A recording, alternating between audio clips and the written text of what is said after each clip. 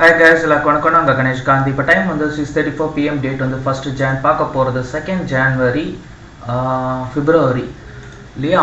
Fine. So December மாதம் அப்படின்னு பார்த்தீங்கன்னா ரொம்ப ஒரு மூமெண்ட்ஸ் இல்லாமல் ஒரு இந்த 26 to 20 அப்படிங்கிற ரேஞ்சை பிரேக் அவுட் ஆக மேலேயும் போகலை, அதே சமயம் கீழேயும் வரல, 25,683 வரையும் வரல. ஸோ மார்க்கெட்டை ஒரே இடத்துக்குள்ளேயே தான் ஓட்டினாங்க. ட்ரேடிங்லையும் சரி, மேனுவலாக ட்ரேட் பண்ணாலும் சரி, ஒரு பெரிய ப்ராஃபிட் அப்படிங்கிறத பார்க்குறது ரொம்ப டஃப்பான ஒரு விஷயமா இருக்குது. வாரத்தில் 2 கால் 3 கால் எடுத்து ட்ரேட் பண்ணுற சுச்சுவேஷன் தான் இருக்குது. நம்ம கம்பல்சரியாக டெய்லி ஒரு ட்ரேட் எடுத்து பழகிட்டோங்கிறதுனால அந்த டெய்லி நம்ம லெவல்ஸை எடுத்து ப்ராக்டிஸ் பண்ணுற மாதிரி போகி லாஸ் ஆக வேண்டிய சூழ்நிலை இந்த டிசம்பர் மாதம் நம்ம அதிகமாக நான் ஃபேஸ் பண்ணியிருக்கேன். அக்டோபர் நவம்பர் இருந்த மாதிரி இல்லை.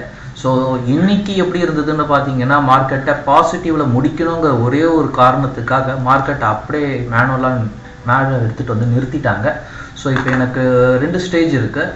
26 to 50 அப்படி 260 இந்த ரேஞ்சை பிரேக் அவுட் பண்ணி மேலே போனாங்கன்னா நம்ம அப் ட்ரெண்டுக்கு பற்றி யோசிக்கலாம். அது வெறும் டவுன் ட்ரெண்டு தான். சின்ன ஸ்டாப் லாஸை வச்சுக்கிட்டு நம்ம இப்போ வாங்குகிற எல்லா புட் ஆப்ஷனுமே நல்ல மூமெண்ட்ஸ் டவுன் ட்ரெண்டில் இருக்கும் அப்படிங்கிறது என்னுடைய எதிர்பார்ப்பு. ஸோ ஃபஸ்ட்டு நான் இங்கே புட் ஆப்ஷன் மேலே எவ்வளோக்கு எவ்வளோ கம்மியாக இருக்க முடியுமோ அவ்வளோக்கு எவ்வளோ கம்மியாக நான் வாங்க ட்ரை பண்ணுவேன். அதை தான் நான் லைவில் உங்களுக்கு ஸ்க்ரீன் லைவ்லேயும் காமிச்சிக்கிட்டு இருப்பேன் யூடியூப்பில் ஆஸ் வெல் அஸ். ஸோ கீழே வருது அப்படின்னா நம்ம ஃபஸ்ட்டு வந்து 26,000 ஒரு 50% புக் பண்ணிக்கலாம். மறுபடியும் மேலே ஏறிச்சுன்னா ஃபுல்லாக எக்ஸிட் ஆகிடுவோம். இல்லை கீழே இறங்குறாங்க அப்படின்னா நம்ம நெக்ஸ்ட் ஓவர் எடுத்துக்கலாம். ஸோ அதனால தான் நான் வந்து 13th January இருக்கிற லெவல்ஸ் எல்லாமே ட்ரேட் பண்ணிகிட்டு இருக்கேன். ஆஃப்கோர்ஸ் நான் டெலகிராமில் உங்களுக்கு ப்ராக்டிஸ் பண்ணுறதுக்கு அதே லெவல்ஸை நான் போஸ்ட் பண்ணிகிட்டு இருக்கேன்.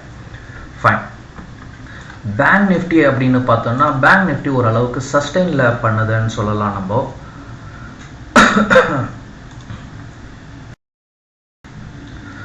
அதாவது பிரேக் அவுட் ஆகுறாங்க, பாசிட்டிவ் ட்ரெண்டில் இருக்காங்க. இதெல்லாம் டெலீட் பண்ணிடலாம். மேனுவலாக இருக்கிறது எல்லாத்தையுமே இனிமேல் நமக்கு தேவையில்லை.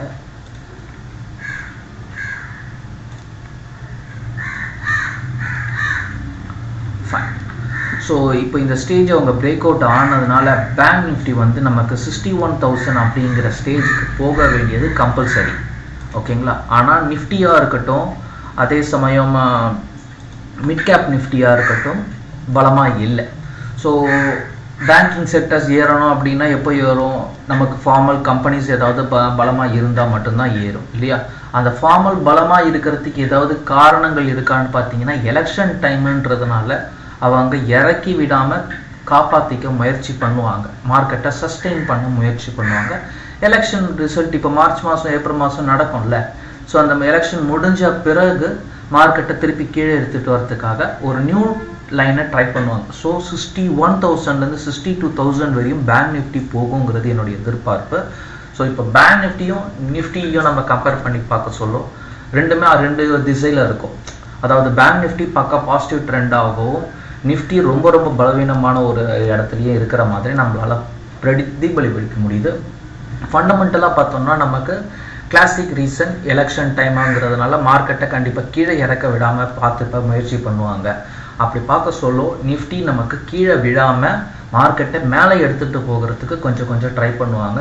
ஸோ பேங்க் நிஃப்டியில் நம்ம சின்ன சின்ன ஸ்டாப் லாஸில் வச்சு ட்ரை பண்ணுறதை விட, ஏன்னா மந்த்லி எக்ஸ்பைரி இல்லை, ஸோ அதனால் ஸ்டாப் லாஸ் பெருசாக வைக்க வேண்டியது பேங்க் நிஃப்டியில் நமக்கு அதிக எக்ஸ்டெண்ட் பண்ண வேண்டியது வரும்.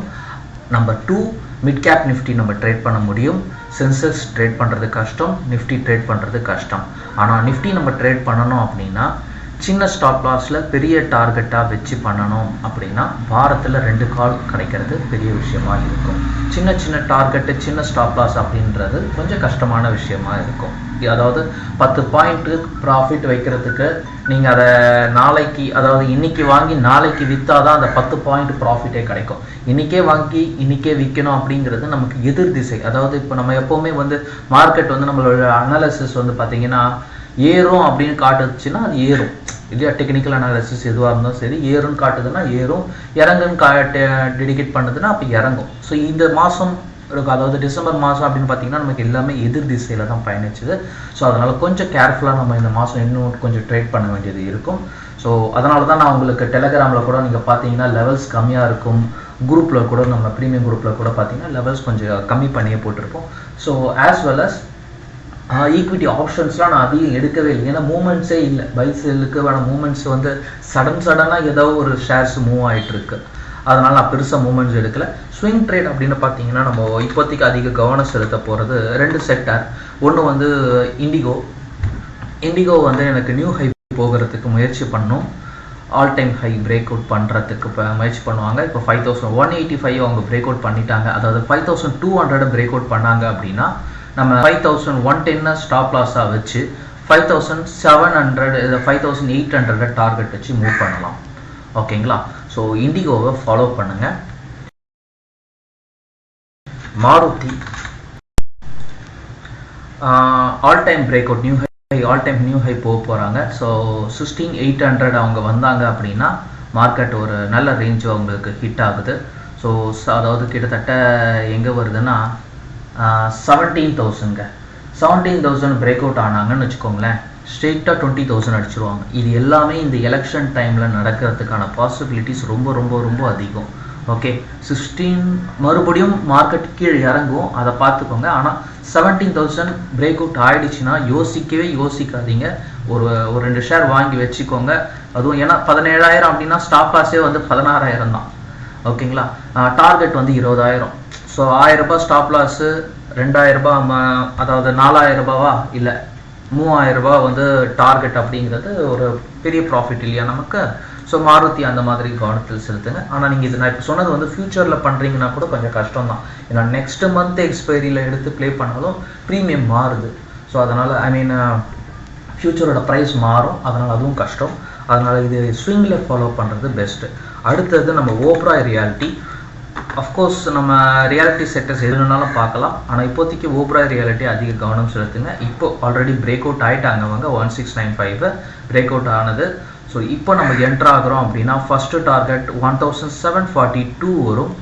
செகண்ட் டார்கெட் அப்படின்னு பார்த்தீங்கன்னா இந்த இடத்த பிரேக் அவுட், அதாவது 1780 பிரேக் அவுட் பண்ணி போகணும். ஸோ அப்போ பிரேக் அவுட் பண்ணி போனாங்கன்னா அவங்க அடுத்த டார்கெட் 1978 வருவாங்க. ஓகேங்களா? அதுக்கான பாசிபிலிட்டிஸ் இருக்கா அப்படின்னு கேட்டிங்கன்னா அஃப்கோர்ஸ் 75% இருக்குது. காரணம் இது ஃபஸ்ட்டு டார்கெட் ஈஸியாக ரீச் ஆகிடும். இந்த 1745 1740 ரேஞ்சுங்கிறது ரொம்ப ஈஸியாக ஹீட் ஆகிடும். ஸோ அதை நம்ம ஸ்விங் ட்ரேடில் இந்த மாதம் எக்ஸ்பைரியில் கூட நீங்கள் போய் எடுத்துக்கலாம். 0 ஹீரோவில் ப்ளே பண்ணலாம். ஓகேங்களா? ஸோ இந்த 1750 பிரேக் அவுட் ஆகுறதுங்கிறது என்னை பொறுத்த வரைக்கும் நிஃப்டியை பேஸ் பண்ணி பார்க்குறோம். அதாவது பேங்க் நிஃப்டி, இப்போ பேசின பேங்க் நிஃப்டியாக இருக்கட்டும், நிஃப்டியோட கம்பேரிசன் போக சொல்லும். அந்த எண்டிங் ஸ்டேஜ் பார்த்தீங்கன்னா 29 ஜனவரி தான். ஸோ இந்த 29 ஜனவரி மாதத்துக்குள்ளே இந்த ஜங்ஷன் இருக்குது பார்த்தீங்களா, இந்த ஹிட்டுக்கு ஒரு முடிவு கொடுத்தாகணும். அவங்க ஒன்று இதை விட்டு மேலே போயாகணும், இல்லை இதை விட்டு கீழே வந்தாகணும்.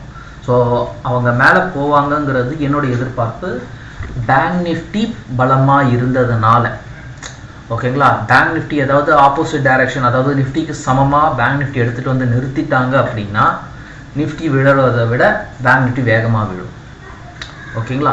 ஸோ இப்போ எலெக்ஷன் டைமுன்றதுனால நான் பாசிட்டிவ் அப்படிங்கிறத நான் உங்களுக்கு பதிய வச்சுருக்கிறேன்.